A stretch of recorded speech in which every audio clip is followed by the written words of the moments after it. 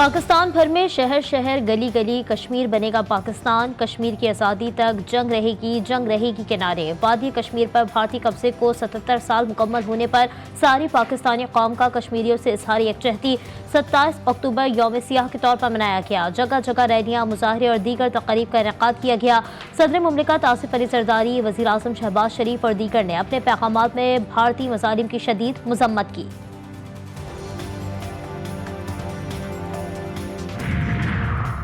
غزہ اور لبنان میں درندگی پر اسرائیل کا ساتھ دینے والے امریکی صدر جو بائیڈن کو جگہ جگہ پریشانی کا سامنا۔ جو بائیڈن کی تقریر کے دوران فری فلسطین کے نعرے لگ گئے۔ بائیڈن کی تقریر کے دوران شرکاء میں موجود ایک شخص نے مداخلت کی اور کہا، آپ کیسے قتل عام اور نسل کشی کی بات کر سکتے ہیں جب خود فلسطین میں قتل عام کے ذمہ دار ہیں؟ پاکستان کرکٹ بورڈ نے دورہ آسٹریلیا اور زمبابوے کے لیے قومی اسکواڈ کا اعلان کر دیا۔ آسٹریلیا کے لیے بابر اعظم، شاہین شاہ آفریدی اور نسیم شاہ کی واپسی۔ تینوں کھلاڑیوں کو زمبابوے کے خلاف سیریز میں آرام دے دیا گیا۔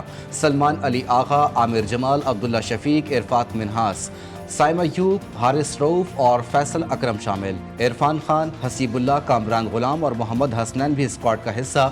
پاک آسٹریلیا سیریز 4 سے 18 نومبر تک کھیلی جائے گی۔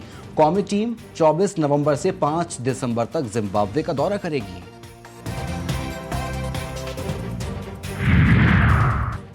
پاکستان کرکٹ بورڈ کا 25 کھلاڑیوں کے لیے سینٹرل کانٹریکٹ کا اعلان۔ فخر زمان اور سرفراز احمد باہر، شاہین شاہ آفریدی کی اے سی بی کیٹیگری میں، تنزلی اے کیٹیگری میں بابر اعظم اور محمد رضوان موجود۔ شاہین آفریدی، نسیم شاہ اور شان مسعود کو بی کیٹیگری دے دی گئی۔ فاسٹ بالر حارث رؤوف اور سائمہ ایوب سی کیٹیگری کا حصہ۔ خرم شہزاد، عباس آفریدی، محمد علی، عرفان خان نیازی اور عثمان خان کو پہلی بار سینٹرل کانٹریکٹ دیا گیا۔ انگلینڈ کے خلاف کئی سال بعد پاکستان کی جیت۔ 3 ٹیسٹ کی سیریز شائقین کرکٹ کے لیے یادگار بن گئی۔ جہاں نیا ٹیلنٹ سامنے آیا، وہیں اس نے نام بھی بنایا۔ نعمان علی نے 2 ٹیسٹ میچوں میں شاندار پرفارمنس دکھائی اور 20 وکٹیں اپنے نام کیں۔ نعمان علی کے گھر والے شاندار کامیابی پر خوشی سے نہال۔ جنت نذیر وادی کشمیر پر بھارتی قبضے کو 77 سال مکمل۔ پاکستانی قوم اپنے کشمیری بھائیوں کے سنگ پاکستان سمیت دنیا بھر میں آج یوم سیاہ منایا جا رہا ہے۔ بھارتی تسلط کے خلاف ملک بھر میں مظاہرے جاری، شہر شہر ریلیاں نکالی جا رہی ہیں۔ ہزاروں افراد کی شرکت، کوئٹہ میں سائیکلنگ ریلی کا اہتمام۔ شرکا کی کشمیری عوام کے حق میں نعرے بازی۔ صدر آصف علی زرداری کہتے ہیں، ظلم اور جبر سے کشمیریوں کے عزم کو کمزور نہیں کیا جا سکتا۔ وزیر اعظم شہباز شریف کا کہنا تھا کہ بھارت اقوام متحدہ کی قراردادوں کے تحت اپنی ذمہ داریاں پوری کرنے میں ناکام رہا۔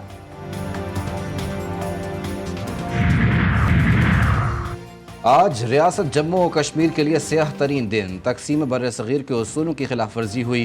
وزیر اعظم آزاد کشمیر چودھری انوار الحق نے کہا کہ سن 47 میں آج کے دن ہندوستان نے جموں و کشمیر کے ایک حصے پر جابرانہ اور غاصبانہ قبضے کا آغاز کیا۔ مسئلہ کشمیر اقوام متحدہ کی قراردادوں کے مطابق حل ہونا چاہیے۔ وفاقی وزیر امور کشمیر امیر مقام کا کہنا ہے کہ یہ دن تمام پاکستانیوں کو یاد ہے جب بھارت نے غیر آئینی قدم اٹھایا۔ کشمیر کا دوسرا مطلب صرف اور صرف قربانی۔ کشمیریوں کی آواز سنیں جو دنیا بھر میں دبائی جا رہی ہے۔ یوم سیاہ کشمیر پر مشال ملک کہتے ہیں، کشمیری اور فلسطینی آج بھی اپنی جنگ نہتے لڑ رہے ہیں۔ دنیا بھر میں آگ لگی ہے، ہر جگہ ظلم، کہیں امن نہیں۔ دنیا سے کہتی ہوں، ظلم بڑھتا جا رہا ہے۔ یہ نہ ہو ایک دن سارے عالمی قوانین کو ماننے سے انکار کر دیا جائے۔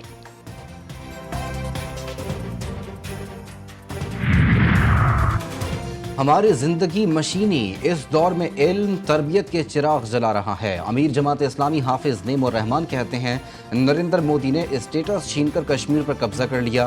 سید علی گیلانی کی آدھی عمر جیل میں گزری۔ اسرائیل نے غزہ کو ملبے کا ڈھیر بنا دیا، لیکن غزہ و حماس کی طاقت نہ توڑ سکا۔ لوگوں نے فلسطین و کشمیری تحریک کے لیے اپنی جانیں قربان کر دیں۔ منصورہ، لاہور میں پریس کانفرنس۔ آپریشن سچا وعدہ پارٹ 3 کا امکان۔ ایران کسی بھی وقت اسرائیل پر حملہ کر سکتا ہے، ماہرین کی رائے۔ ایرانی سپریم لیڈر کا عبرانی زبان میں ٹویٹر پر بسم اللہ الرحمن الرحیم کی پوسٹ لگا دی۔ ادھر ایرانی وزارت خارجہ نے اسرائیلی حملے میں 4 فوجیوں کی شہادت کی تصدیق کی۔ ایرانی آرمی چیف کا کہنا ہے کہ صہیونی طیاروں نے عراق میں امریکی فورسز کے زیر استعمال فضائی حدود کو استعمال کیا اور دور مار چھوڑنے میزائل فائر کیے۔ اسرائیلی حملوں میں ایران کی جوہری تنصیبات متاثر نہیں ہوئیں۔ DGIAEA رافیل گراسی کا کہنا ہے کہ جوہری اور دیگر تابکاری مواد کی سلامتی کو خطرے میں ڈالنے سے گریز کیا جائے۔ اسرائیلی میڈیا ایران میں نقصان دکھانے کے لیے جھوٹ کی ہر حد پار کر گیا۔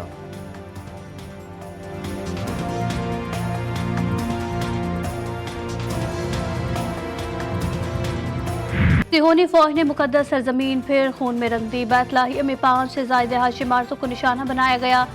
45 فلسطینی شہید، غزہ سٹی میں بھی 1 فلسطینی جان سے گیا۔ صہیونی فوج نے کمال عدوان اسپتال سے 44 فلسطینی ڈاکٹرز کو حراست میں لے لیا۔ غزہ میں شہداء کی مجموعی تعداد 42,847 ہو گئی۔ لبنان پر بھی اسرائیلی دہشت گردی جاری۔ بیروت پر 8 فضائی حملے کر ڈالے، 6 شہری شہید، متعدد زخمی۔ مرجعون، طائر سمیت جنوبی لبنان کے کئی علاقے بھی حملوں کا نشانہ۔ حزب اللہ اور عراقی مزاحمت کاروں نے اسرائیل پر میزائل اور راکٹ داغ دیے۔ افسران سمیت 4 صہیونی فوجی ہلاک، 16 زخمی، 4 کی حالت نازک۔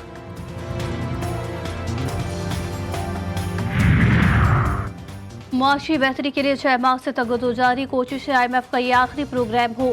ٹیکس کے لیے کسی کو ہراساں نہیں کیا جائے گا۔ وفاقی وزیر خزانہ محمد اورنگزیب کہتے ہیں 1.5 لاکھ خالی اسامیوں کو ختم کرنا ہے، مگر یہ ایک دم نہیں ہو سکتا۔ جو کمپنیاں نجی شعبے میں چل سکتی ہیں ان کو حکومت کے پاس نہیں ہونا چاہیے۔ مشکل فیصلے کرنے پڑیں گے۔ نان فائلر گاڑیاں اور جائیدادیں نہیں خرید سکے گا۔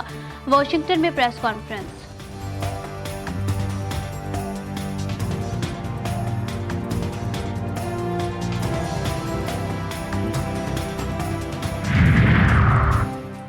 بانی PTI کی رہائی کے لیے اسرائیلی لابی متحرک۔ وہ ہمیشہ غیر ملکی مداخلت پر بھاشن دیتے رہے ہیں۔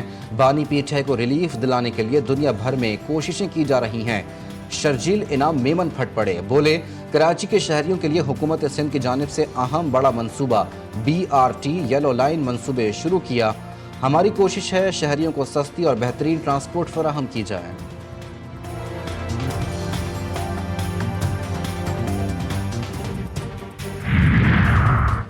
مسلم لیگ کاف کو ملک بھر میں متحرک کرنے کا فیصلہ۔ ڈاکٹر محمد امجد پارٹی چیف آرگنائزر مقرر۔ ناراض ساتھیوں کو منائیں اور ملک گیر تنظیم سازی کریں۔ سیاسی استحکام کے لیے دوسری جماعتوں سے رابطے بہتر بنائیں۔ سیاسی ڈائیلاگ ہی ملکی مسائل کا حل، روابط سے استحکام میں مدد ملے گی۔ چودھری شجاعت حسین کی ڈاکٹر امجد کو ہدایت۔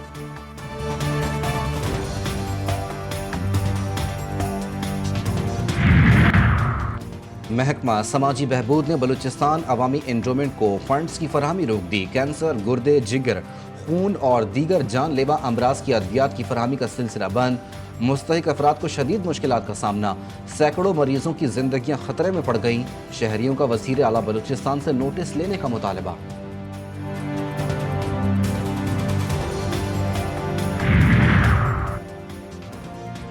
اسموگ سے بچنے کے لیے لاہور کی 4 فیکٹریاں مسمار کر دی گئی۔ سینئر صوبائی وزیر مریم اورنگزیب کہتی ہیں اسموگ موت ہے، اس سے بچنا ہر شہری کا حق ہے۔ کسی کو بھی اپنی اور اپنے معصوم بچوں کی زندگیوں سے مت کھیلنے دیں۔ آج شروع کریں گے تو 8 سے 10 سال میں نمایاں فرق نظر آئے گا۔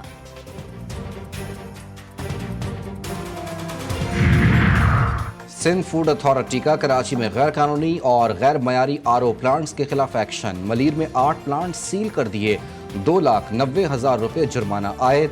DG فوڈ اتھارٹی کا کہنا ہے کہ RO پلانٹس میں پانی کے ٹینکوں میں ناقص صفائی پائی گئی۔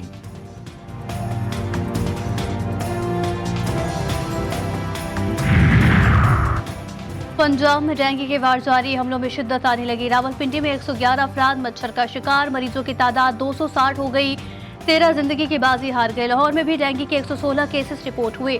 فیصل آباد، اٹک، بہاولپور، بہاول نگر، چنیوٹ اور DG خان میں ایک کیس سامنے آیا۔